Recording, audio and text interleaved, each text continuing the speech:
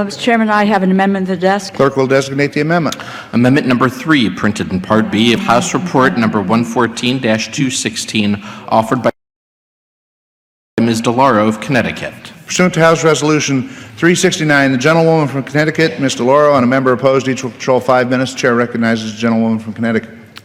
Mr. Chairman, I yield myself 2 minutes. Gentlelady is recognized for 2 minutes.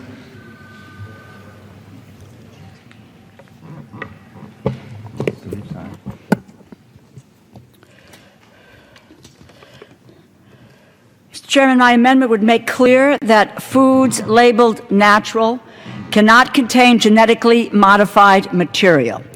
I want to emphasize right from the outset, it is about our basic right to know what we are eating and what we are feeding to our children. FDA already requires clear labeling of over 3,000 ingredients, additives, and food processes. One example, fruit juice must indicate whether or not it's from concentrate. Clearly, that is not a judgment on food safety. It is a simple matter of transparency. Calling GMO foods, quote, natural is not transparent. It is confusing, and we have the data to back that up. As members can see from the chart behind me, almost 2/3 of American adults believe that natural already means GMO-free, and 84% agree that that's what it should mean.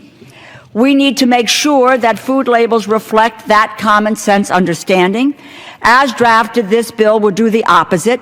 It would codify the status quo, being that food companies can put natural on a product even if it was genetically engineered, which allows misleading labels. It would perpetuate misunderstandings and confusions. It would keep American families in the dark. This is not what the American public wants. More than 90% of us want clear GMO labeling. In response to this overwhelming demand, 3 states, Vermont, Maine, and my own home state of Connecticut, have passed laws restricting the natural label to foods that do not contain GMOs. Several other states are considering similar laws. Without my amendment, this bill would nullify those state laws. This would represent a serious setback for the right to know in these states around the country.